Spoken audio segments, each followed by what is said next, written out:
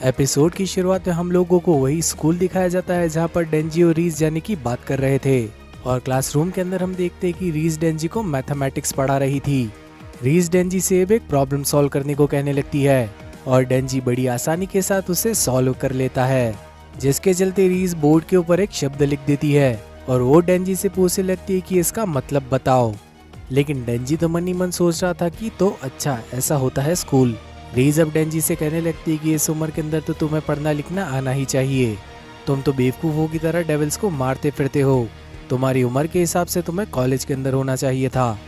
College के सभी लोग काफ़ी ज़्यादा घूमते फिरते हैं और मज़े करते हैं, लेकिन डेंजी कहने लगता है कि वो ज़िंदगी में पहले से ही काफ़ी ज़्यादा खुश है क्योंकि उसे फ्री में सब कुछ खाने और पीने को मिल रहा था।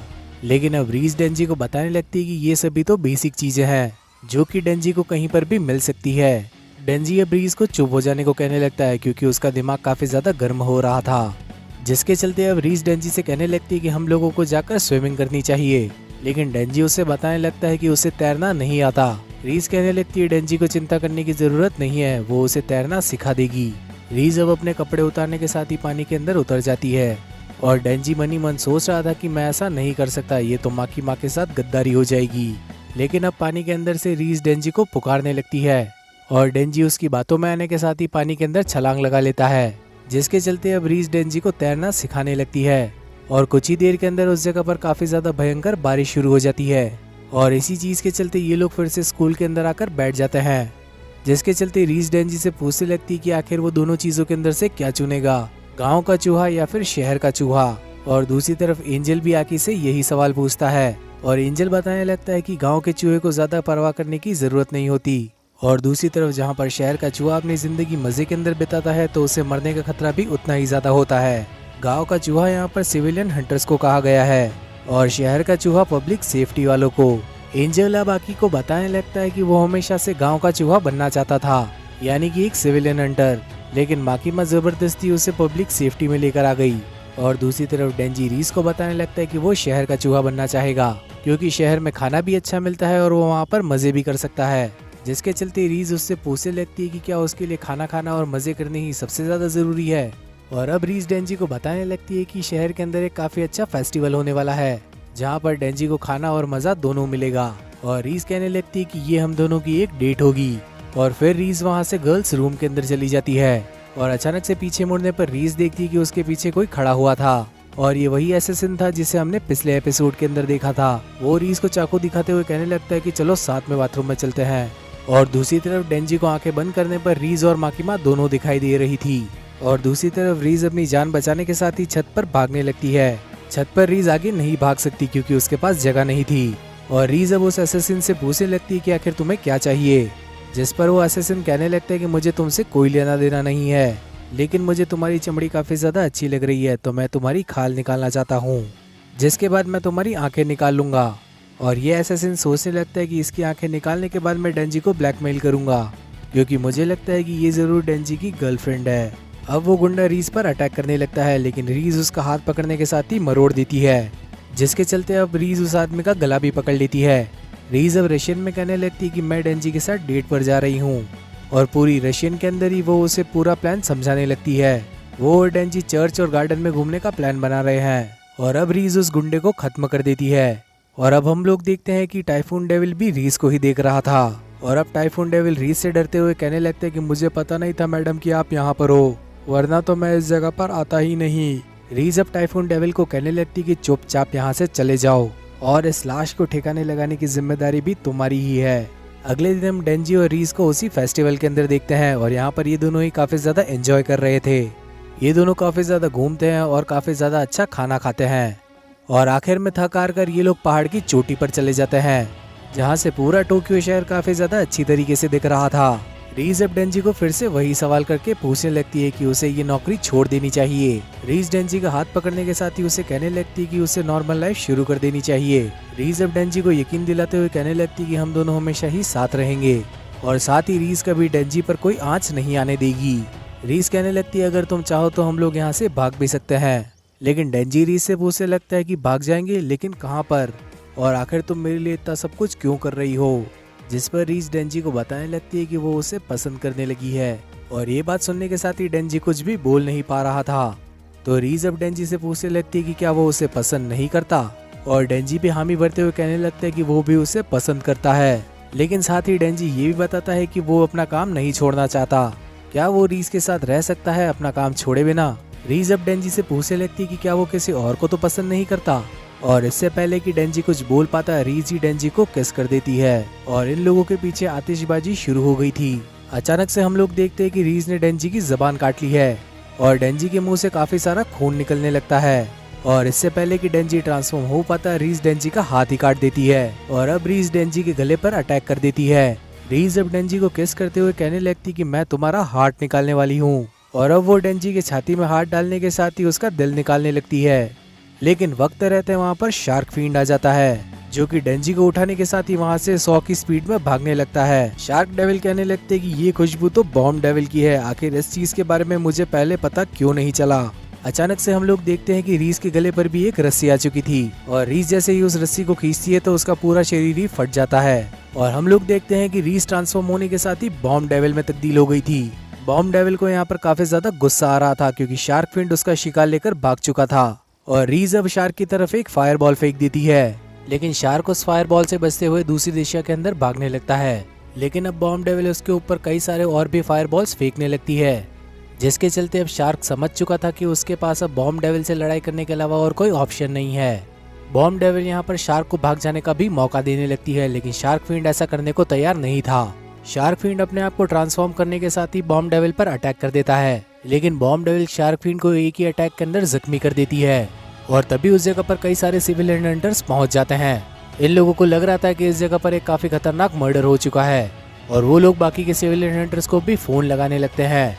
और अब बॉम्ब डेविल इन लोगों को भी भाग जाने का मौका देने लगती है, लेकिन ये लोग वहाँ से नहीं जाते, जिसके चलते बॉम्ब डेविल इन पर लेजर से अटैक करने के साथ इन लोगों को खत्म कर देती है। वो सभी के सभी सिविलियन हंटर्स वहीं पर खत्म हो चुके थे, जिसके चलते बॉम्ब डेविल पीछे मुड़ती है, लेकिन अब तक शार्क फिend डेंजी को लेकर गायब हो चुका था। अब हम लोगों को यहाँ पर एक फैसिलिटी दिखाई जाती है, जहाँ पर आकी नोवो से बात कर रहा था। नोवो आकी को सेकंड डिवीजन ज्वाइन करने का ऑफर देने लगता है। नोवो आकी से कहने लगता है कि हमारा डिवीजन 2 काफी ज्यादा अच्छा है, और अगर सब कुछ सही चलता रहा तो काफी जल्दी मैं एक वाइस कैप्टन बन जाऊंगा। और जैसे ही वो वाइस कैप्टन बन जाएगा वो आकी को भी अपने साथ मिला लेगा।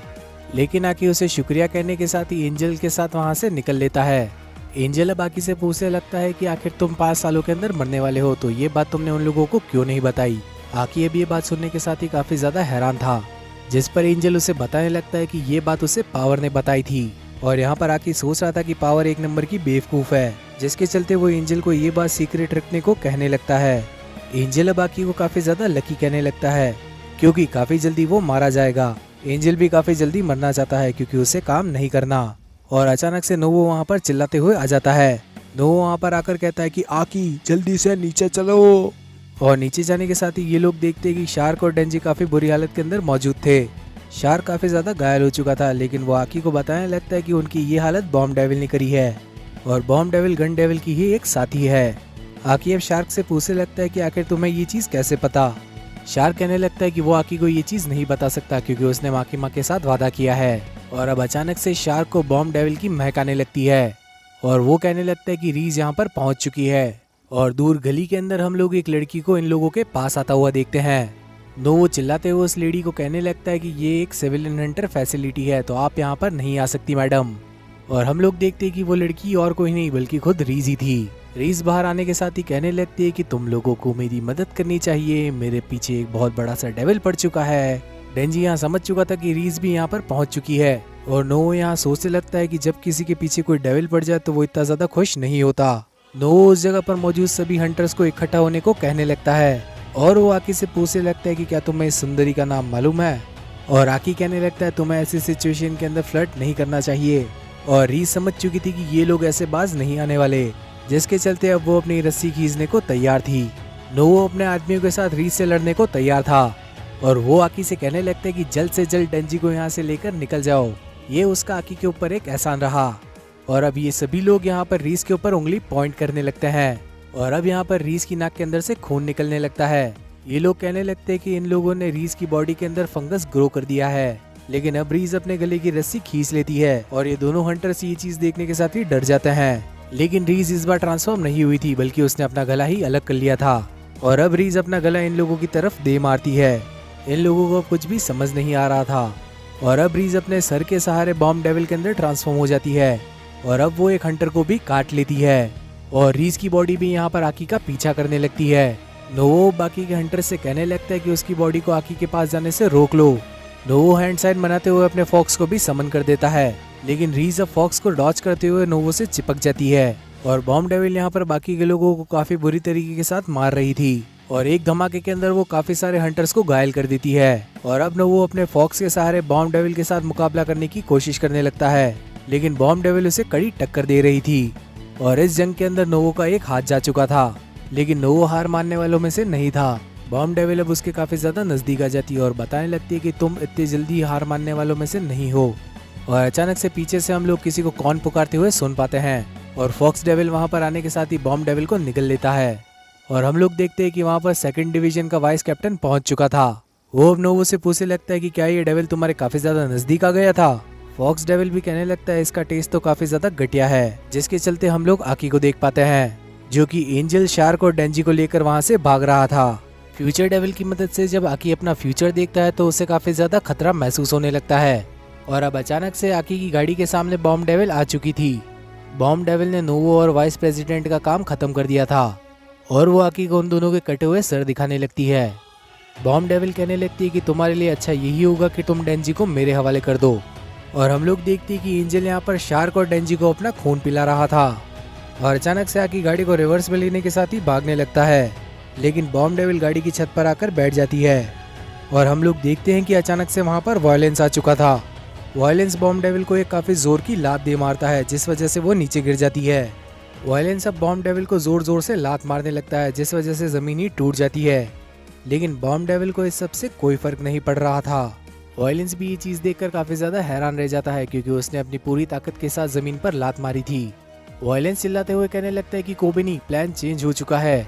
और वायलेंस अब एक कमरे के अंदर जाकर छिप जाता है और हम लोग देखते हैं कि कोबिनी भी वहां से भागने की कोशिश करने लगती है, लेकिन अब अचानक से बॉम्ब डेविल की नजर उस पर पड़ जाती है।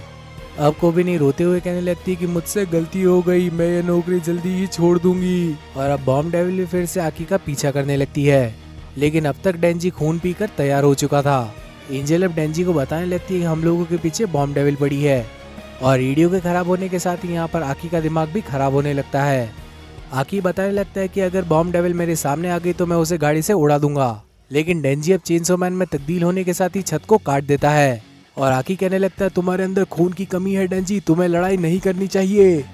लेकिन डेंजी कहने लगता है कि आज तक मैं जितनी भी लड़कियों से मिला हूँ उन सभी ने मुझे मारने की ही कोशिश करी है, लेकिन इन सभी के अंदर से रीस काफी ज्यादा खतरनाक थी। सभी लोगों को सिर्फ चेनसो मैन का दिल चाहिए, लेकिन मेरे दिल का क्या, मैं तो डेंजी हूँ। और इस सब के चलते डेंजी के दिल का क्या होगा। बॉम्ब डेविल यहाँ पर डेंजी को फुसलाने लगती है। बॉम्ब डेविल कहने लगती है कि वो सचमुच में डेंजी को काफी ज्यादा पसंद करती है और वो डेंजी के साथ अपनी पूरी जिंदगी बिताना चाहती है। और बॉम्ब डेविल ने यहाँ पर डेंजी को अपनी बातों के अंदर फंसा ही लिया था, लेकिन तभी आकी चेनसो मैन को होश में लेकर आ जाता है। आकी कहता है कि चेनसो मैन वो तुम्हें बहकाने की कोशिश कर रही है। और चेनसो मैन कहने लगता है कि मैं इस बार नहीं बहकने वाला, मेरे साथ इस बार माकी माँ है। और ये दोनों ही हाइब्रिड्स एक दूसरे के आमने सामने खड़े हुए थे। और बॉम्ब डेविल डेंजी से कहने लगती है कि अब मैं तुम्हें बताऊंगी कि एक खतरनाक लड़ाई कैसे लड़ी जाती है। डेंजी भी कहने लगता है कि अच्छा तू मुझे लड़ना सिखाएगी तो आजा लड़ाई कर लेते हैं। तो इसी चीज के चलते एपिसोड नंबर 2 यहीं पर खत्म हो जाता है। तो इस वीडियो को लाइक करने के साथ ही चैनल को भी सब्सक्राइब कर लेना और आखिर में नोटिफिकेशन बेल को ऑन करना मत भूलना, ताकि फ्यूचर में आने वाली वीडियो